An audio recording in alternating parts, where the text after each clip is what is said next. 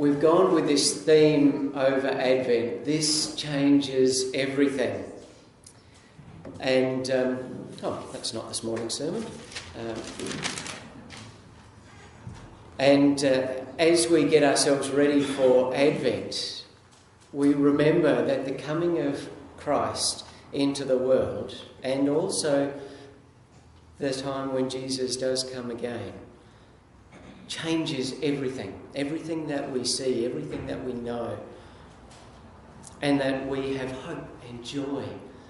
We are faithful about those things.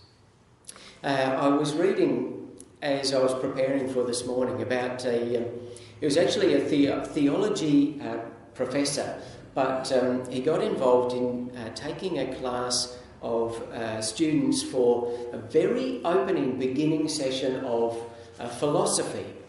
And he and the person he was lecturing with came up with this interesting idea where they would start out by getting all the students to imagine that perhaps in the 15th century they go on a journey of discovery in a ship to go and discover far off lands. Their ship is wrecked and they wash up on a deserted island, and they're the only survivor. There's food and water on this island. There's shelter, there's no problems there. The problem is that they are all alone on this island. There's no possibility of being discovered, let alone being rescued. And so the task is to think what they would do on this island. And it was to get them thinking, the idea, the exercise was to get them thinking about how they would make meaning in life when they're the only ones who can do anything or change anything. They can't rely on anything exterior, the world around them or other people to come and solve the problem. Everything is thrown back onto their own devices. And having spent some time on this exercise, they would come up with various answers, and then they'd read some of the great philosophers and the answers that they came up with in terms of how we make meaning in life. But he said the students would always, there'd be some who'd say, I'd chop down trees and I'd make a boat and I'd sail off the island, across the Pacific, somehow that they felt that they could, with no tools, with nothing, they would, be able to make a boat better than the one that, brought them there and didn't finish the journey. And the lecturers would more or less laugh at those ideas, good as they were. There were others who'd say, if with all this time on my hands, I would think all the deep thoughts that I never had time to ponder, and perhaps I'd write poetry.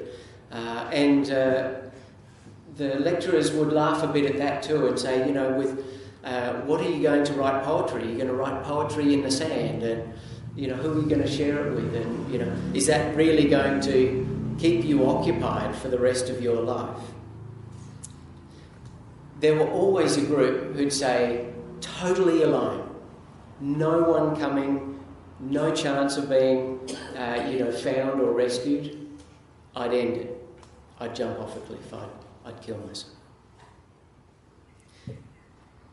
The approach, this idea of giving them the parable of the deserted island, was sort of symbolic about the modern way of doing life. So many people go through this life believing that they are all alone.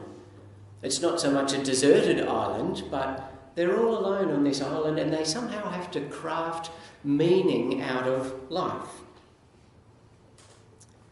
They would find different ways to do that. Some people try and build and construct those boats. Some people try to fend for themselves and think deep thoughts and write poetry. And there are some that are the jumpers. The students would then watch Groundhog Day. Has anyone seen Groundhog Day? I'm hoping lots of you have seen Groundhog Day. There's quite a few nods and hands. If you don't know it, it's pretty hard to describe, but basically there's a news reporter, and one day he's sent off to go and visit the groundhog, which is a strange American custom in certain parts of the world. Anyhow, he's going to do a news article on the groundhog, and which is a symbol of whether winter's going to be long or coming soon or something like that, I forget. Anyhow, the idea behind the movie is that he wakes up this morning to an alarm clock that's playing a ridiculous song, and every morning he wakes up to the same song, to the same day, everybody doing the same stuff, exactly the same. And the only thing that changes is what he chooses to do on that day. And it goes through just day after day after day of all these different things he tries. And so at first he's angry and frustrated and doesn't know why this is happening to him. And he tries doing all sorts of horrible things, telling people, he expresses all that anger and frustration because he sort of knows in the back of his head, well, what could go wrong? I can be as nasty and horrible as I like because I know tomorrow it's going to happen all over again and nobody's going to remember that. It's like it never even happened. He's the only one who knows what he's done. And so for a while he's venting all this anger. It doesn't change anything. He still wakes up the next morning exactly the same and goes through the same things again. So he tries a spate of trying to kill himself and doing stupid things, jumping off buildings and driving cars and into walls and all sorts of things, and none of it works. There are some mornings where he just decides he's not going to get out of bed, and that doesn't work. He still wakes up the next day exactly the same. And towards the end of the movie, he decides he's going to get up and do different things. And he starts doing positive things. And so he decides, I'm going to go to a piano lesson every single day. And after he's done that day in and day out and day in and day out, his first lesson of piano for the teacher, he keeps saying, oh, you're amazing. And he's going, oh, well, he knows he's been doing it for years now. She thinks it's still his first lesson. And he gets better and better and better. He finds people and helps them. There's an old man that's the day that he dies because he's starving. And so he tries all sorts of ways to stop that from happening. And nothing he tries can stop it. But he realises, well, even if I can't stop it, I could make that man's last day a really great last day. And so he discovers how to make meaning in that life that is just the same stuff day in, day out, over and over and over. And as I'm telling you this, I'm expecting you realise what the point of the movie is. It's about us. It's about our lives. The stuff out there, it's the same stuff over and over. It's up to us to make meaning in life. We're the only ones who can take charge of that and change the way we live in that busy world that goes on around us. I'm told there is twice as many suicides in America as there are homicides. It's interesting, isn't it? We always, hear about all the people who take somebody's life in America, all the gun violence and all that stuff. There's still more people who haven't been able to find any meaning in life, and so they take their own life. And it makes me think there are just thousands, maybe millions of people in our world who haven't got that idea. They think they're living a Groundhog Day over and over, but they never get to that point of working out what it all means. Well, if this is all a bit depressing, I have some good news for you. It's Advent. This is the first Sunday in Advent, and all our readings are about God who comes to us. It's about the great arrival of God in our life. We who are not able to build a boat and get ourselves off the island, or a ladder and get high enough to see, or do something to help ourselves and get close to a God, we're surprised to find that God comes to us.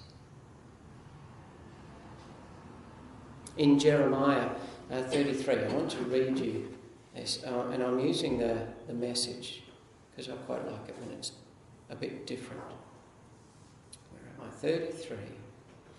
So this was the Old Testament reading for this morning, and it's entitled, "A Fresh and True Shoot from the David Tree." Watch for this. The time is coming, God's decree, when I will keep the promise I made to the families of Israel and Judah. When that time comes, I will make a fresh and true shoot sprout from the David tree. He will run this country honestly and fairly. He will set things right. That's when Judah will be secure and Jerusalem will live in safety. The motto for the city will be, God has set things right for us.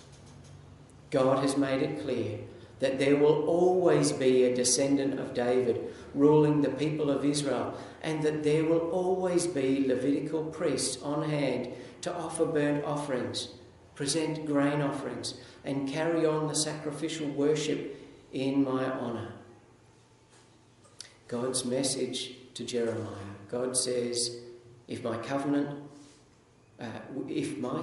with day and my covenant with night ever fell apart, so that day and night became haphazard, and you never knew which was coming and when, then and only then would my covenant with my servant David fall apart, and his descendants no longer rule. The same goes for the Levitical priests who serve me. Just as you can't number the stars in the sky, nor measure the sand on the seashore, neither will you be able to account for the descendants of David my servant and the Levites who serve me. God promises that we are not alone.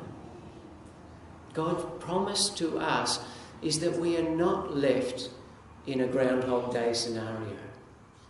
We're not stuck on a deserted island, left to our own devices at all.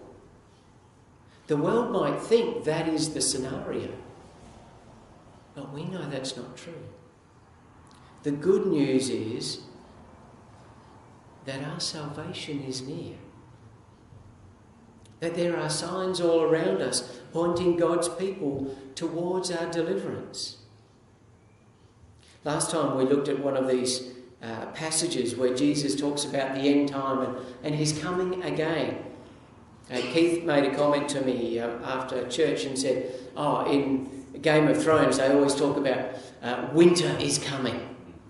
I don't know if any of you watch it, but that's their catch cry. But that's not the word of God. God says summer is coming. The signs that you see, if you're watching, if you're careful, say that not winter, not destruction and bad things are on the way, but rather summer is coming. A new thing is going to be born. Just like when you see the new leaves, you know that there is going to be a beautiful new growth on that particular tree or that flowering bush that you have. Just as we see the flowers on the jacaranda trees, we know that we're in this beautiful time of year. We know what's coming, fresh new growth for that tree. And God's promise to us is, when you see these signs, when you see people doing the loving and kind things, when you see beautiful people doing the work of God and continuing God's love into this world, not for their own sake, but because they've been touched by God, you know your redemption is near. The gospel is true. We are not alone. And because of that fact, it changes everything. Just think about all those people up and down your streets who don't know Him, who don't realise we are not stuck on a desert island all by ourselves. But God comes to us and we are not alone. And we have that message. So our lives are different. We have hope in those dark times. When we see the difficult things around us, when we see bushfires or earthquakes, when we see difficult things in our families, people who are sick, people who are dying. We are people of hope and faith and love and life. We look to the world around us for those little signs that tell us God's redemption is near, and we have hope in Him. Let's pray.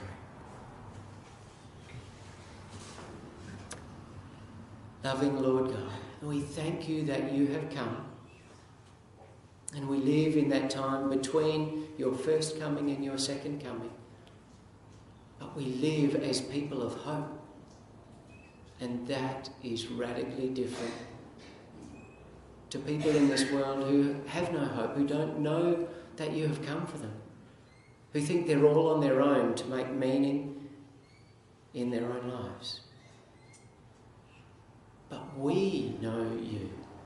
We know that redemption is near, and we live with you in our lives.